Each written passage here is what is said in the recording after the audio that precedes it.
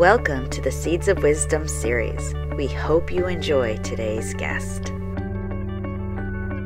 Disclaimer: the Seeds of Wisdom digs into some deep subject matter.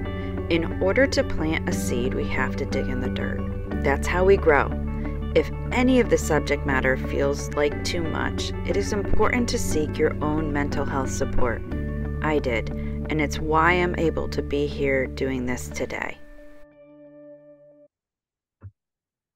Hello and welcome to the 14th episode of Seeds of Wisdom brought to you by From a Loving Place with author Rachel Wolf. I'm Rachel Wolf, and today I'm so excited to have Lair Torrent. I said that right? You got it. Yeah. On here with me today. I'm going to let him introduce himself, but I have to say, I just listened to one of his podcasts he does with his wife, The Practice of Love. Oh my goodness. I am like, now I'm going to be downloading all the different ones because if you're in a relationship, this is a necessary podcast. So, oh, thanks. Glad you liked it. Yes. I will let you introduce yourself from there. Okay. I am Lair Torrent. I'm a licensed marriage and family therapist by trade, by licensure. I see couples, I see individuals. I'm the author of the book, The Practice of Love, which is a blend of Eastern philosophy with Western clinical modalities. It was really sort of an answer to and a rallying cry for me. I think the stuff that we were taught as budding therapists on how to deal with couples wasn't working.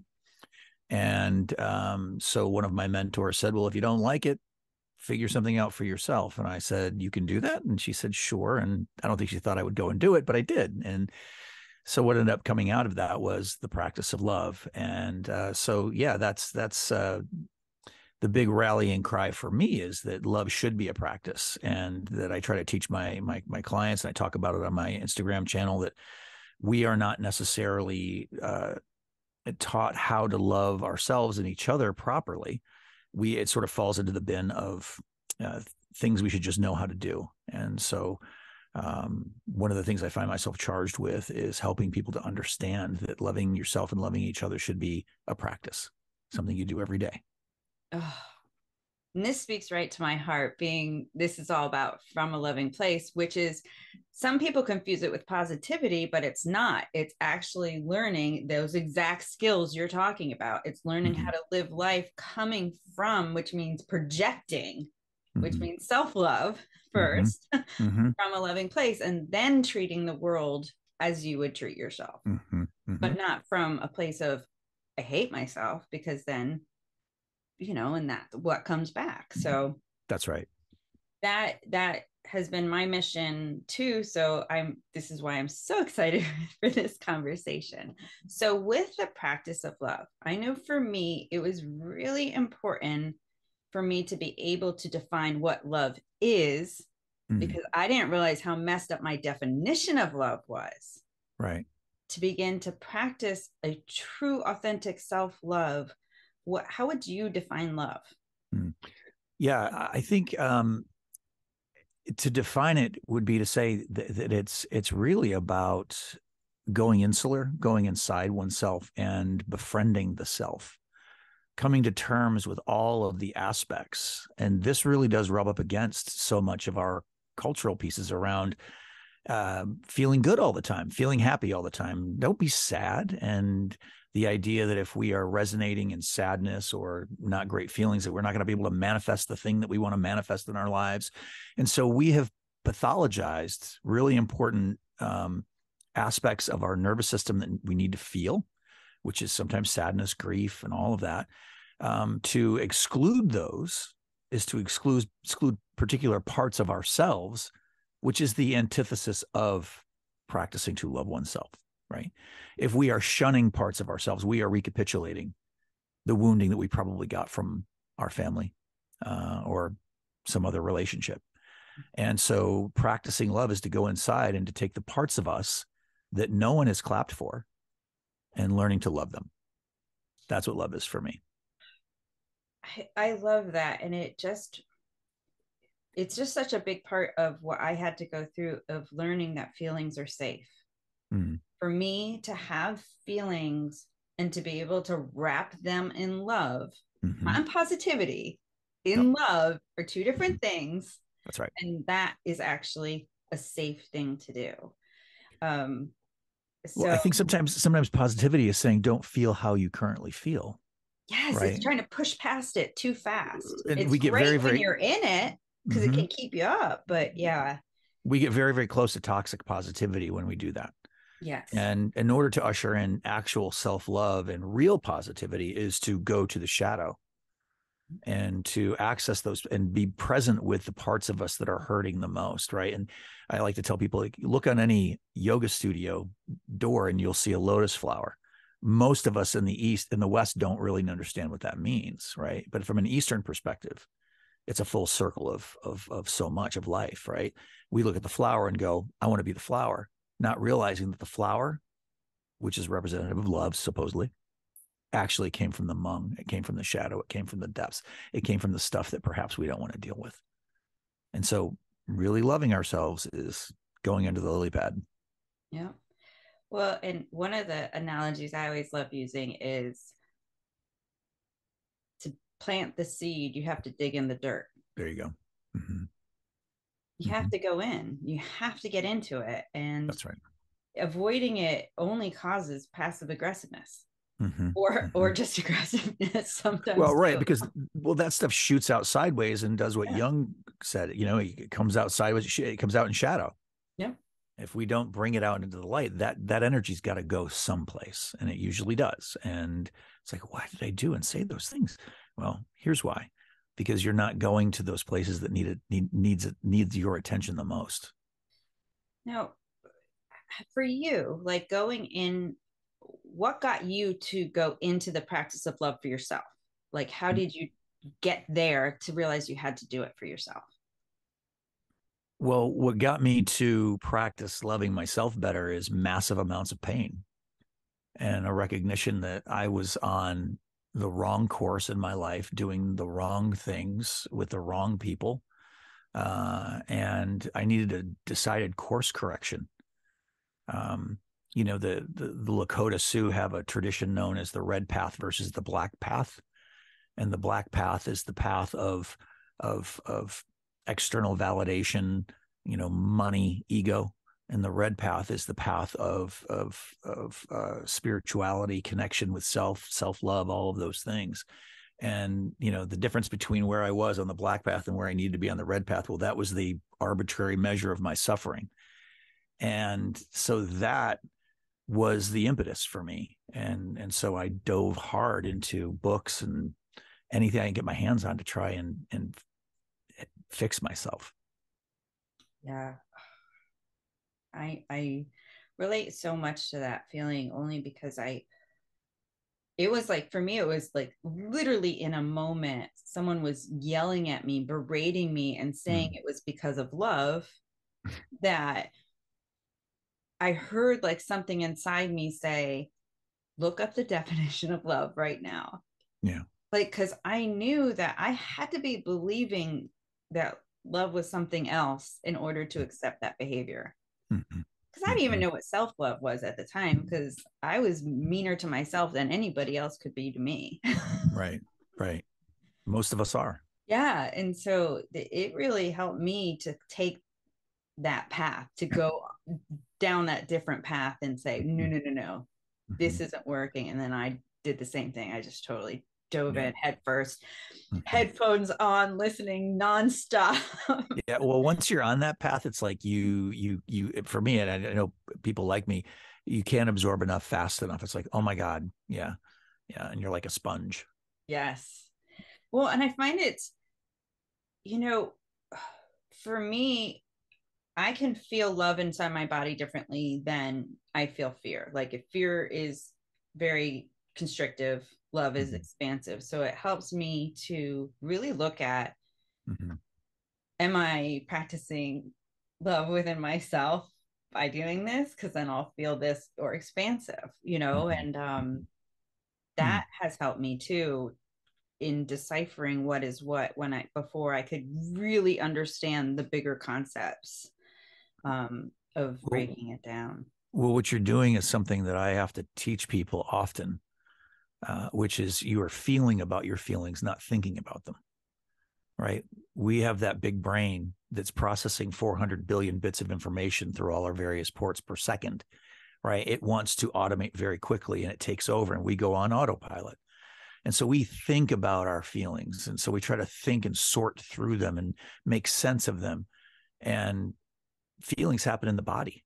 In order to process them, and this is news to people, right? You have to do what you did, which is drop down and said, oh, I notice that when I feel love, I feel open and expansive. And when I feel fear, I feel contracted. And so there's the difference. And it's a great way to help people understand very quickly the difference between thinking and feeling about your feelings. Oh, that is such a great point too. I actually remember going to a therapist, and my favorite word to use was triggered. Any feeling was triggered. Mm-hmm. I couldn't Yeah. name specific feelings. And she finally was like, okay, here's a feelings wheel, Right. which now I have with me all the time. I still Right. use daily Right. because Right. I want to know so that I Mm-hmm. can notice where I Mm-hmm. feel them in my body, Yep. where, what it looks like, what it feels like, what actions I take when Mm-hmm. I'm not Mm-hmm. allowing Mm-hmm. them to be what they are, Yeah. and all of that. So I Well, it's interesting because when I get a client to drop into their body and I'll say, well, where do you feel it in your body? And they'll go, oh, well, it's almost a weird question, right? Because they're thinking about their feelings and they'll point somewhere in their body. And I'll say, well, okay, so if your stomach grew lips and a mouth and could say what it's feeling, what are the first words? And then all of a sudden we start having catharsis, right? It's only when they're able to drop down into their bodies and then put words to, not think, but put words to the feelings that are there in that spot, that real process starts. And it's often incredible. It's almost like it's happening not for the first time, but first time without it sort of happening unbeknownst to them what's really going on. Yeah. oh, I love that. Now, so how long did practicing, like the practice of love, take you to get to where you are now? Like what did it take for you to get here? I really, it it depends on what we're talking about, right? If we're talking about the book for couples, it took it took 12 years. For me, as an individual, it took a hell of a lot longer. There was the preamble of my own personal work that I think any therapist needs to go through, and that took about a decade. And then I went and got my education, and that was important. And then when I started really bearing down on what people need in relationship, both to another person and themselves, I really let my clients be my textbooks, right? And because they tried to tell us what we needed to know in school, and some of that was helpful, but by and large, letting my clients be my textbooks was the thing that helped me. And so what I came across is people were often mindless, and that we needed to practice mindfulness in conjunction with the Western clinical modes in order to onboard any new habits. And from there it was like, again, finding out, what do these clients need? And they needed to know about the parts of themselves. They didn't know about the array of parts of aspects of self that live in there. I'm just me, Lair. And I'm like, you are, but you are also the many vestiges of yourself. You're not the single organism staring back at you in the mirror. And that was often like revelatory. And then I got to, well, we all have narratives. We have these thoughts that become feelings, these feelings that become thoughts. You have to know what those thoughts and feelings are, or those thoughts that become feelings are. And so it took a couple of years for me to really compile these things that people needed to practice love well. And that's all in the book. So let's tap into mindfulness since you brought it up, because I know that's huge Mm-hmm. when it comes to that, Mm-hmm. the practicing of love. Yeah. So let's talk about that. It's really, I like Ellen Langer out of Harvard. She studied mindfulness since early 70s. She's written to date, I think, 22 papers and 11 books on the subject. And she's boiled it down to, it's paying attention on purpose to your thoughts and feelings. And it's really, it's a simple practice, just not easy. right? Again, because that brain of ours wants to go on autopilot so quickly. And so mindfulness is really paying attention to what we are thinking and feeling, being present in the moment. That sounds hard, but when we tap into, okay, these are the thoughts and this is what I'm feeling in my body. This is where I'm feeling it. We're immediately present. One of the things I love about mindfulness is like when I first got into things like meditation, I felt like I was trying to think specific things. Mm-hmm. Whereas with mindfulness, it's just about being where I am. That's right. It Mm-hmm. was much easier for me to take on that. That's right. That because I'm not like when with guided meditations, I can't visualize and do all that stuff. So I would get so frustrated, and I have Yeah. OCD. So doing it wrong made me all Right. stressed out. Right. So mindfulness practices, breathing, just Mm-hmm. things that I'm doing were Mm-hmm. much easier for me. And one of the things I love doing is really paying attention to my thoughts on words. Mm-hmm. Like if I'm triggered, Mm-hmm.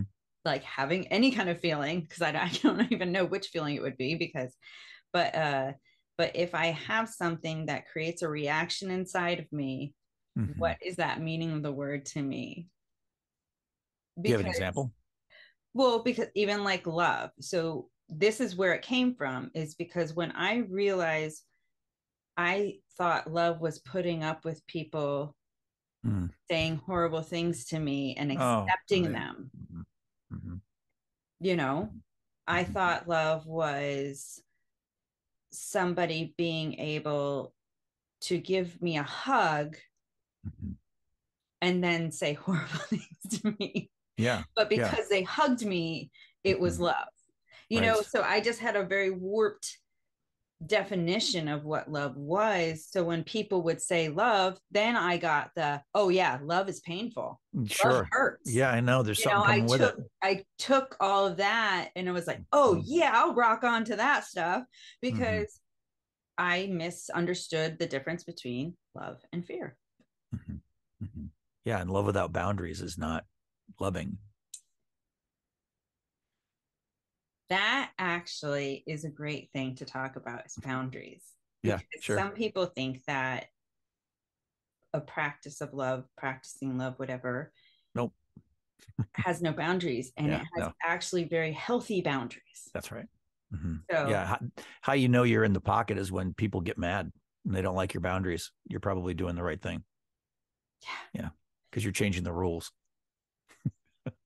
Which is odd, right? It's like Yep. hey, I know you're pissed and I'm loving you through it, but these are my boundaries, and to love you and love myself means that I have to draw this line.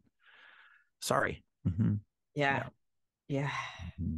Mm-hmm. And when you're codependent or you've had dealt with like childhood abuse and stuff, it's Mm-hmm. tough to Mm-hmm. actually figure out healthy boundaries. But and Well, it feels awkward at first, but once you do, oh, yeah, it's it's so also empowering.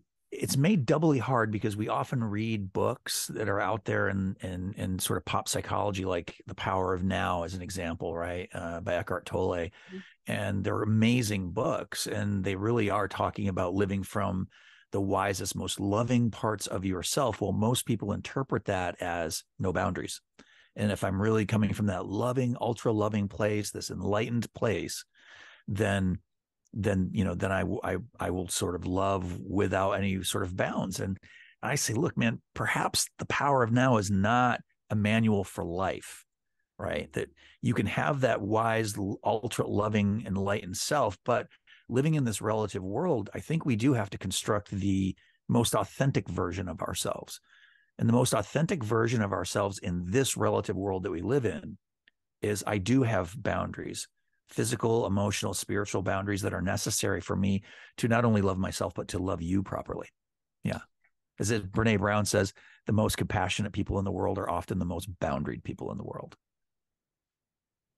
Oh, I completely agree with that. And I think there's very mixed messages out there about that Mm-hmm. because I oh, one of one of the things that gets me is people will say to me, I'm too something, I'm too caring, Mm-hmm. I'm too sensitive, I'm too something. And I have healthy boundaries around those things. So I'm like, I'm not too anything. Mm-hmm. I am me, and Yeah. this is who I am. And I'm going to trust my gut in certain situations. And if that gut tells me to be there and support this person over here, I'm going to do that. I'm Right. not going to think about it because my gut says go, you know, Mm-hmm. and because I trust my boundaries and because I trust like where I'm coming from, I'm not doing it because of I need to feel needed, I need to Mm. feel wanted, I need to feel like I can rescue somebody. Right. I trust it. Mm-hmm. Now, when I didn't, but Mm-hmm. Yeah. And it sounds like you learned from that that. was Mm-hmm. Yeah. It sounds like you learned from that. yeah, and even like with feeling, it's being able to go when someone tries to tell me don't feel, I'm like, oh no, I'm here and I'm feeling, and it's okay for me to feel this. Mm-hmm. Mm-hmm. That's my latest thing. I'm Mm-hmm. okay feeling sad. I'm okay feeling mad right now. Mm-hmm. Yeah. It reminds me of the tissue box in therapy, right? There is an understanding, and it was taught to me in Helix, the original school I went to. It's like never hand a client a Kleenex box. You can have it on the table next to them, but don't hand them a Kleenex. Don't offer them one, because essentially what you're saying is stop crying. Mm-hmm. Ooh. Mm-hmm. Isn't I that I interesting? just got chills on that Isn't, one. I've isn't that never interesting? heard that before. I Yeah. love it. Yeah. Yeah. You can take a Yeah. Kleenex when you're ready to stop, when you're ready for that to be done. And I've had clients say to me, how long am I going to cry on your couch? And I'm like, for as long as you need to. Yeah. Yeah. Mhm. That's Don't feel. Come on, man. I know. I'm a crier and I love that I'm a crier and my kids all know it. You know, Mhm. everybody sentimental, sad, doesn't matter. Yeah. I'm going to cry and I'm going to embrace my tears and I'm going to show you it's okay to cry. Mhm. My wife says if I haven't had one good cry today, it's probably not been a very good day, Yeah. I which mean, is sort of antithetical, right? That like, yeah. yeah. I'm there with her. Now I even want to Mhm. talk to her even more. Yeah. She's a good guest. You like her. Yeah. Because yeah, I mean, for me it's like the tears cleanse me. I Mhm. know That's a great after way a to put it. good cry they Mhm. like have cleansed my soul and I'm ready to do my growth spurt, because Yep. I know if I've had one of those cries that leave me with the Mhm. emotional hangover, there's a growth spurt coming from that one. Mhm. You're like, whoo, good. Yep, Yeah. exactly. I'm ready Mhm. for it. So I know you're going to stay with me for the extended beyond the seed, but to wrap this part up, is Yeah. there anything you would like to leave the listeners with? Yes. If you're really practicing love of your partner, love of yourself, you need to ask yourself what you're recapitulating in your relationship, right? Because I'm going to tell you, you're not fighting over the kids. You're not fighting over sex, money, or what you're going to have for dinner tonight. That's not it. That if you really want your relationship to work, you need to be able to ask yourself 4 questions. Was I loved? Was I safe? Was I enough? And did I matter? Right. And one, two, three, or four of those may hit. And often clients will, when I ask them those questions, they will start to cry, because people cry when you hit the truth button. But if one or two of those hits, that's probably what you're fighting for in your relationship. Not the kids, not the money, not the sex, not what we're having for dinner. You're fighting to know that you matter. You're fighting to know that you're enough, or that you can be loved, or that you're safe. And if you can drill down below the surface on that and recognize that your partner is actually fighting for something similar, am I loved? Am I safe? Am I enough? And do I matter? You can begin to see them as the wounded child that they actually are, not the fighter part of them that's come to the table so often, right? Or the inner critic, the part of them that's trying to protect that wound that comes up in those 4 questions. And so when I can get couples to recognize each other for those pieces and to recognize what they're actually fighting about, they can start fighting for each other. Wow, I love that. It's a good one. So, yes, that's a very good one. See, this is why people need to listen to that podcast. So, with that, we're wrapping up this segment. And Okay. if you stay tuned to be on YouTube, you can watch the extended. So if you're not listening on YouTube, go there now, because this is the only place we're going to be talking about really getting into the tougher side of this, the looking Mhm. even deeper into the fear in order to practice the love. Thank you. Okay. So let's talk about that with fear. Okay. Now, in my experience, like I said, I had a really hard time confusing fear and love. Like I thought there's so much to love that was actually fear, and it took me knowing the difference in order to get there. So what would you say people are doing when they're practicing fear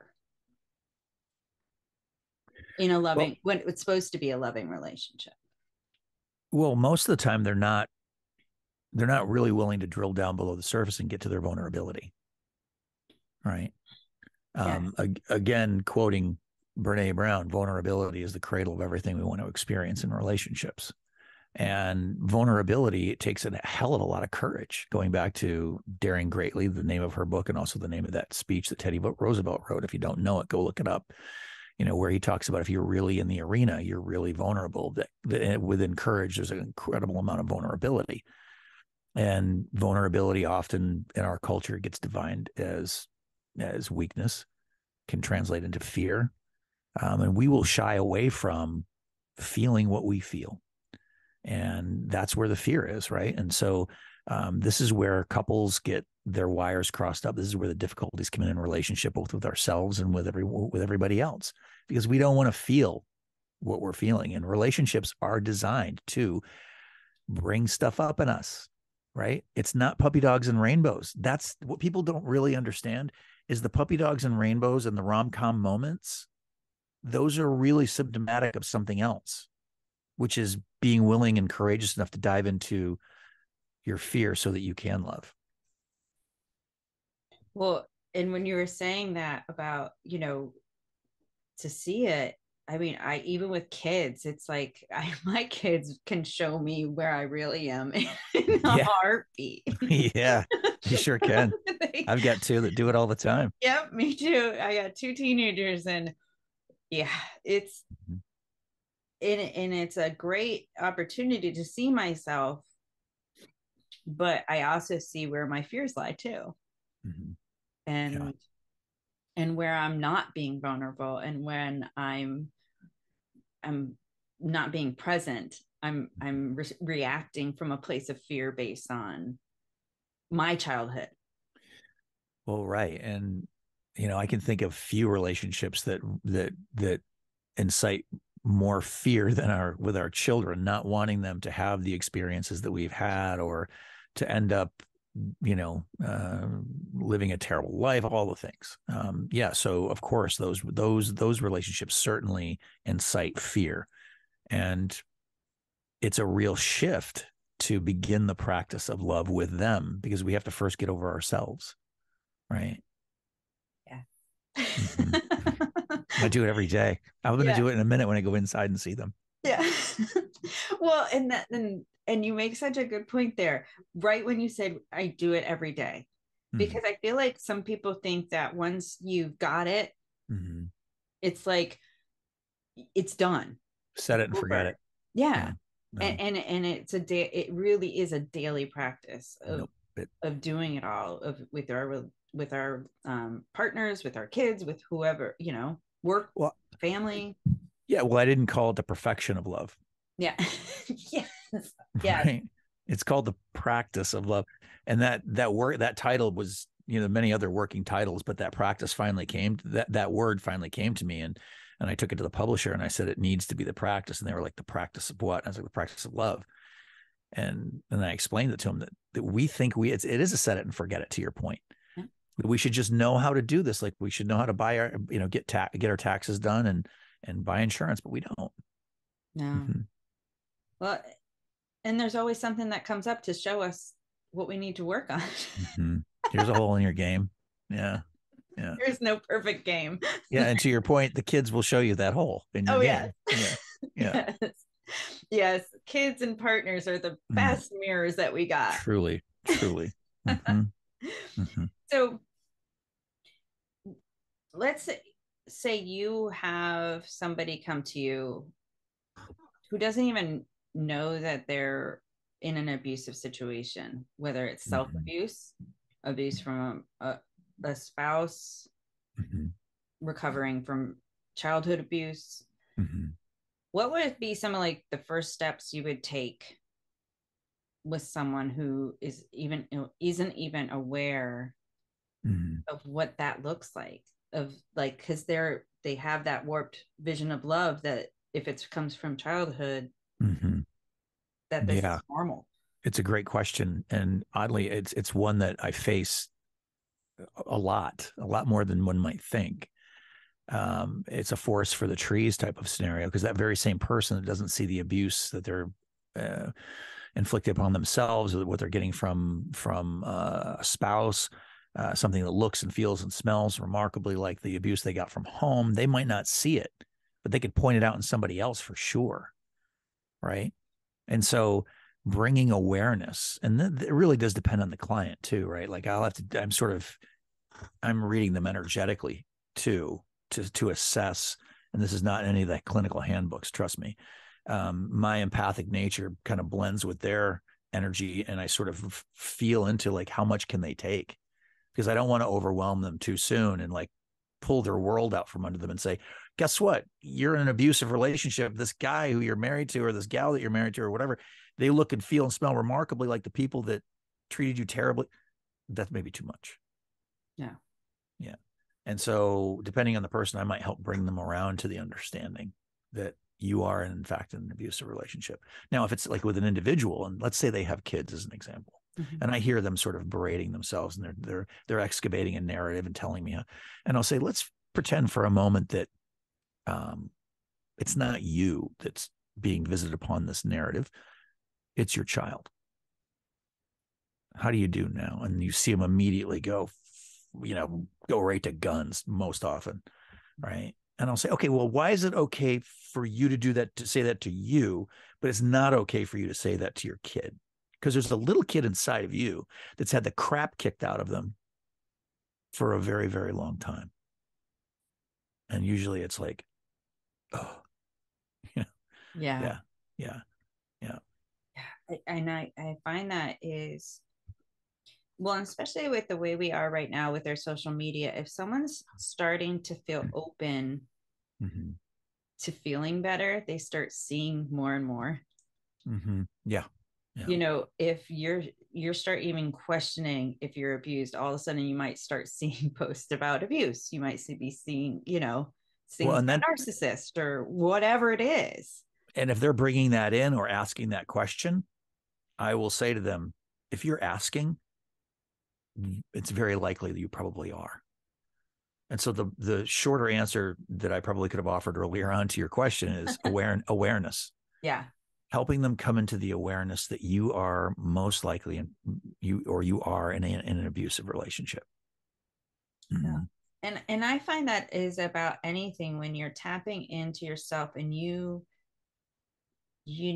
something's off. Mm-hmm. It's almost like you're asking the body the question, so it's going to show you signs, Mm-hmm.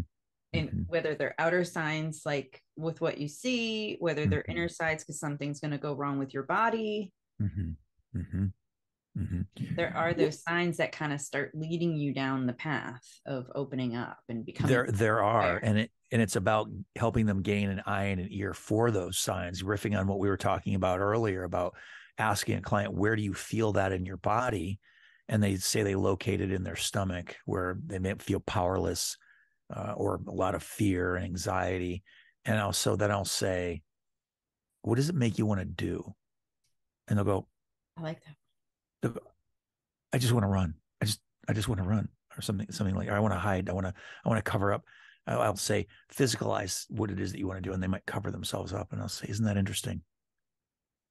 Um, if you want to run from a situation, or you want to cover up and protect yourself, how would you define that relationship, that situation? Probably abusive. Mm-hmm. Yeah. That's so powerful. And the reason I really wanted to make this clear is because if we're talking about the practice of love, Mm-hmm. you have to know what the practice of fear is. Yeah. Mm-hmm. And the practice of fear is violence. The practice, whether it's violence and verbal, you know, Mhm. if it's Mhm. verbal violence, if it's physical violence, if it's self violence, Mhm. because what I hear a lot, because I call out that I used to be self abusive. Mhm. And when I explain what that self abuse looked like, I'll have people go, "Oh my gosh, I did that too," or "I do Yeah. that too." Like Right. that eye opening moment, like I didn't even realize I was abusing myself. But if Mhm. you look at definitions of abuse, it's what you're doing. Well, it's sort of maybe a boiling the frog kind of moment, right? Like it sort of Yeah. happens over the course of time, and you just sort of, and this is one of the reasons why, and I talk about this in the book, excavating the narrative, Mm-hmm. right? And so I will have them excavate a narrative that they are holding either about themselves or about their partner. If it's about a partner, I typically do that in a separate session because sometimes you can't unhear things. Yeah. And so I'll have them say it out loud, and very often the words come to their mouth, and you'll see them go. I'll say, so let's say that narrative out loud for me. That thing that you think every day, all the time, the deep dark recesses of your mind, but you don't think anyone else can hear you, so it's okay. And they'll go, well, I think that, well, I don't actually think that. And I go, no, you do. You do. You think it every day and you think it all the time. But as you're about to say it, it's registering how terrible it is. Mm-hmm. Right. And you don't want to say, and you're trying to qualify it to me. So say it out loud. And they say it out loud, and they're often dumbfounded at the way they've been treating themselves or the narrative that they've been holding about their partner.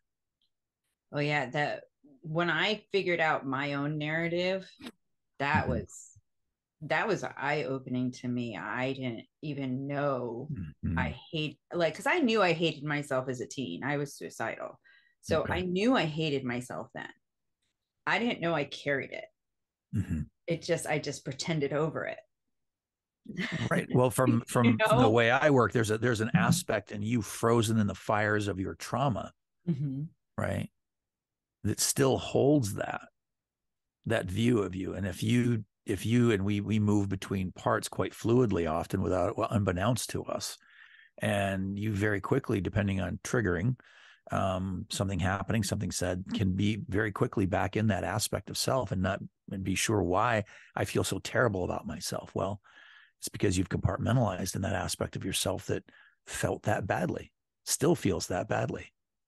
I actually I just recently had something where something from that kind of situation happened to me and it came up.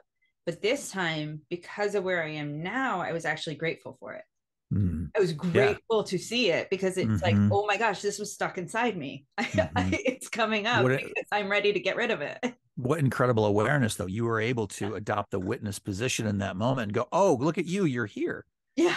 which is really a practice that I talk about in the book, Uh-huh. about being able to notice the aspects of ourselves that come to play in our relationships and being able to do exactly what you did. It's actually an old Buddhist practice called naming, Oh, I love right? it. Yeah. Yeah. And so the idea is that if I can name something, if I can point at that thing, I cease to be that thing. And so that's exactly what you did so beautifully, was to step back and go, oh, look at who's here, hi, and use this aspect. And it's from that place of witnessing this part that we can then triage that feeling, and we can open our arms and perhaps love that part and give that part the thing that Carl Rogers talked about, which is unconditional positive regard. And when we can do that, we give to these aspects of ourselves the thing that it did not get and the thing that it's actually looking for. And if we can do that, integration happens, Yes. healing, right? Yeah. And Mm-hmm. just what you said just reminded me of like when people say, I hate my anger, I hate this, I hate Yeah. that. It's like you're gonna make it worse by hating it because you're just feeding the hate in you. Yeah. Right. You're But let's, then self-hate. yeah. But doing what you did, Yeah. you use that feeling of hating yourself or anger or whatever it might be. Those are alarm bells, right? Yep. Those are alarms going, oh, something in here needs attention. And so from that mindful place, we can stop and push pause and go, oh, I'm hating on myself, or I'm feeling this particular way, rather than enact that through our words and deeds. We can stop and go inside and triage that moment and deal with what needs to be dealt with. Yeah. Well, and that's the where I came up with making sure when I feel, no matter what I feel, Mm-hmm. to embrace it with love. Mm-hmm.